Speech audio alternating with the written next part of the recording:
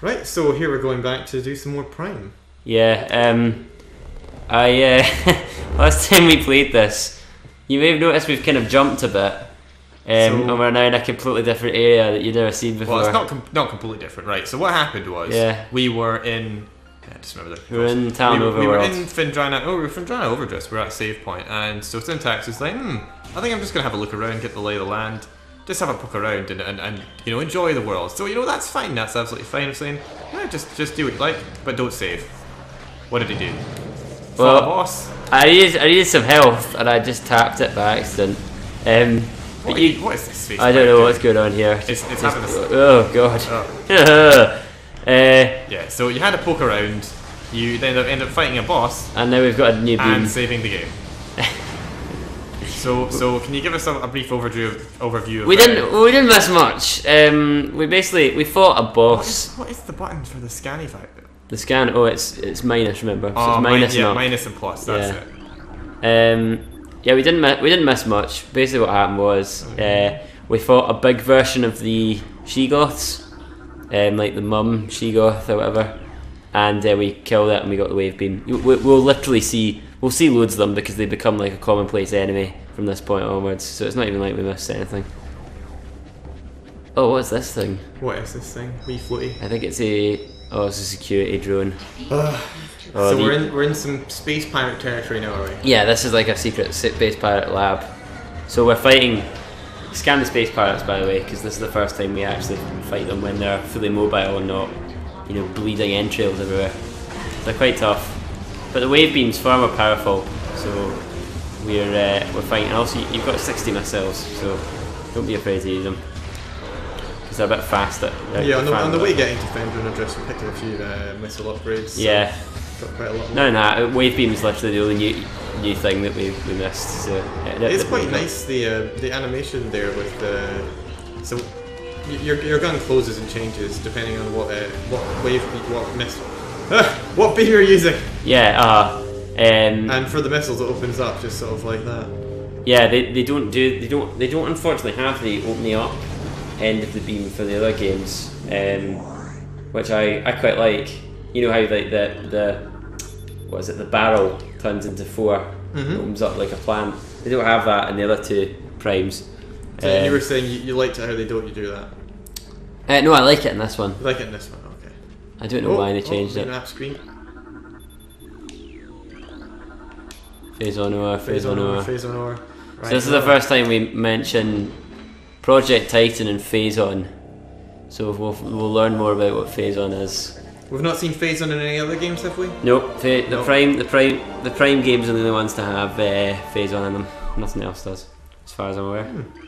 Just so familiar with the word Phase On from playing this when I was younger. I thought that it was in other games, but no, it's only the Prime games that have it. I think that's the main sort of distinction of the series, is that Phase On's the big plot point as opposed to Metroid. Oh. Well, it's just a turret. If you notice, if you shoot the turrets with the wave beam, the electrical interference makes them go completely haywire, which I think is quite a cool touch. I'm facing enemies I actually have to kill now. Yeah. Yeah, isn't that cool? It's a nice touch. Every beam that you get does something different. Like, it has a different effect to enemies. It's not just like you shoot them and they die. And the wave beam also means we can kill these wee electrical things. No other beam will kill them. I wonder what they are. Scan them and see what they are. Oh, I've already scanned them before, but I did find that pretty cool. Yeah, I wonder are they robots? Are they like some sort of weird sentient electricity? Research Lab Hydra. Hail Hydra. Yeah. So you will have red head up here. Oh. Yeah, watch out. Oh god. Let's do a wee bit of jump and shoot. Jump and shoot. Oh, you're getting the hang of it now. Just because I chose not to fight doesn't mean I can't. Apart from against that giant beetle thing, because that was a pain in the ass. Yeah. Well, so it never stops moving. Yeah, the space pirates conveniently move around. They remind me a bit of the lizard foss in the Legend of Zelda games. Yeah, I think the design quite similar. Okay, so we're getting like the red ones are pirate data, so these are just like scannable things all over the place, right? So we don't need to scan those. We do it to the ones to the right. Ones to the right. Yeah, see the red ones, they're lower. The red ones are lower. So what kind of stuff do we have here? Mining operations have gone on the crater where Phazon means to be more concentrated daily. Phazon users have increased by 4%. Basically, they're mining Phazon. That's what it's telling us. It also mentioned Phazon-induced madness, so it's like Mercury then. I think so. Phazon is basically this, like, you know, you find out about it in drips and drabs, but it's this very weird mutagenic toxin that has sort of spread throughout the planet. So they're evil and they're going around digging up the land. Yeah, they're mining it. But they would not be liked by environmentalists. I think one of the computer terminals tell you that the biggest concentration of Phazon is in the impact crater, which is the area we visited earlier.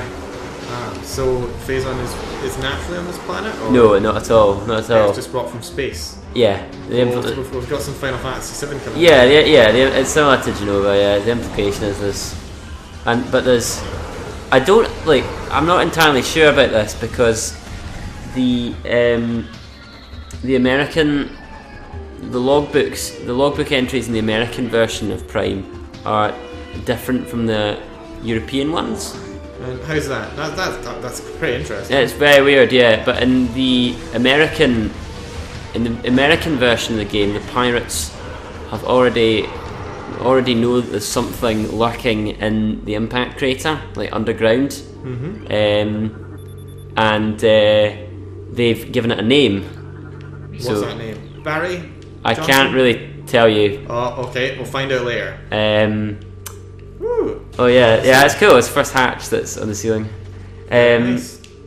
But in the European one, the pirates have no idea that there's anything like waiting for them inside the impact crater. They don't think there's any life forms there at all. Do you know any reason why they did that? Was one released earlier than the other? I think because the American explanation doesn't actually make any sense when you think about it. Again, I can't give it away until the end of the game. Okay, right. But the American version makes far less sense than the European one, basically. Well, because I know that there's been situations before in games where, say, I know Final Fantasy X had things where there was like a final release of it, where there was a lot of things added. So the Japanese and I think the American version didn't originally have it, but then the PAL release in Europe did have some extra features. Yeah, well, then they added those extra features to a Japanese and American release later on. Well, I don't know if it is the same for. I don't know what version of the story they've gone through for the trilogy re-release, because I know that they have made changes to it, so they might well have made another change and retconned what was there before. I just know that there's some differences between the American and the PAL release. I don't really know why, but it's quite interesting. Can't see them get away with rolling around and dodging these. Yeah. things. They will not take no for an answer. Yeah, the bits you can kind of tell. I think it's quite cool. You can kind of tell parts of the game where the space pirates have infiltrated because the architecture is completely different, and all the space pirate technology is usually really ugly and unappealing. Well, that's not too bad. As opposed to Chozo stuff, which is quite nice and artistic. But usually in areas where the space pirates have got a wee base or like a wee laboratory like here, things get pretty serious. Well, they seem pretty good at building them, and if this just sprung out of nowhere. I think in Metroid Prime 3 you find out that a lot of their technology is just appropriated from other sources.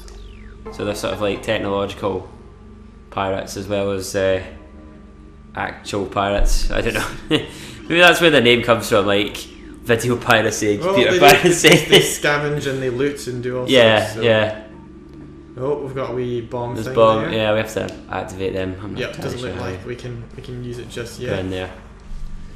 There we go. Whoa. Very nice. That's good. There's like little acupuncture holes. It's nice that the space pirates also conveniently left some areas for Samus to power with her morph ball. Yeah, I don't know what that's all about. which the space pirates themselves have admitted they haven't mastered that technology You'd yet. think that they would. You'd think they would just measure how big the morph ball was and at least make all their vents slightly smaller than the ball. There's been a lot of debate about how the morph ball actually works because it's. I mean, no human being can obviously fit inside it unless they were quite a skilled contortionist. So I think the implication is that, like, if you look at the ball form, if you go into the morph ball, you'll see there's like a little ball of energy inside where Samus should be. So I think the implication is that like Samus's matter is transferred into energy through some, I don't know, godlike technology, and she's stored inside this little thing inside the morph ball. It certainly seems like she doesn't just curl up. Yeah, which is yeah. what the space pirates seem to be what they were trying to do when they created the technology. Yeah, no, there's definitely something weird and extraterrestrial going on with the old morph ball. Don't know where I took that from. It wasn't even. It wasn't called the morph ball until Fusion as well. It was the morphing ball in Super Metroid, which is rubbish. Morphing ball. It's just not as good. I thought we were going to bomb this, but no, we're actually using you boost your speed boost powers. Yeah, it's very useful. It says something as well. It's like this device is powered by kinetic energy, and again, kinetic is red. So when we scan something that says kinetic, it's like, oh, we need to boost it. We've got sandstone kinetic. Yeah, sandstone kinetic, benzinium or whatever it was. I can't remember. Oh, that looks tasty. I think that's the thermal visor there. I think this is meant to be like an observatory. Go in your map. Yeah, let's have a look. Yeah, it's an observatory. The observatory. It's cool. Every like stage in each area has its own name. I think that's another good like world building thing. It gives like every room a purpose and identity beyond just this is a room, this is another room. We've got a bit more of the map going on now. Now, this is when I was younger. I used to be confused trying to move it around and lose where up and where down is. Am I looking at it from the top or the bottom? Yeah, it's very confusing. And rotating it. It does seem much more simple now to me as I'm looking at it. But perhaps just, people develop visually spatially. Your young childlike brains aren't capable of seeing 3D spaces and imagining them. It could be. I think maybe you're selling yourself a bit short because the more map you explore, the more complicated it gets, and it's like it's on loads of different tiers. Right, where now? If you scan this hologram that we've come up with, you can see some interesting information about the solar system we're in. So this is the planet Billiam. Atmosphere is rife with mitrails, a sentient gaseous global exterminator virus. That's terrifying. That is wow, scary. That's interesting. Right, we've got twin tabula. Yeah. Planet is best known for twin fever, a disease caused by viral strain native to twin tabula. In the early stages of the disease, victims suffer from double vision. When the twin sight phase, the victim is near death. Right, so wow. I'm getting a pattern going on here. A lot of diseases. Oh, Zebs. Zebs is in the same. It's in the same star system. So what makes Zebs interesting? Do you want to explain for people who haven't? Zebs is. Oh, this is Talon 4. Again, you can see the impact crater mark there. That's a hell of a crater. Yeah, it's not really that big. If it was that big, then the entire game would be a crater. Absolutely. You can also see like the writing. So that's obviously like Space Pirate font. They've got like little characters floating around there. Yep. So you were saying Zebs. Zebs. Well, it was also called Zebeth originally in the Japanese translation. Zebeth. But they got come it wrong. home for tea. So Zebs is the planet that the original Metroid for the NES is set on, and then Super Metroid you return to it, and the Space Pirates have like rebuilt all their base there. This looks a lot more shooty than a visor would be. Maybe it's a missile upgrade. It's Super Missile. Okay. Right. This is just for the power beam though. So we charge our beam and then fire on the missile. But that each beam has its own different super missile. So there's Wave Buster, Ice Shot, and I think Flamethrower. So we'll see them perhaps later on. Yeah, but we need to unlock them all. Is what I mean. You can't just get the super missile and then you've unlocked all the other beam functions as well. Which is a bit annoying, but Samus is an amazing person, but really needs the instructions. Yeah.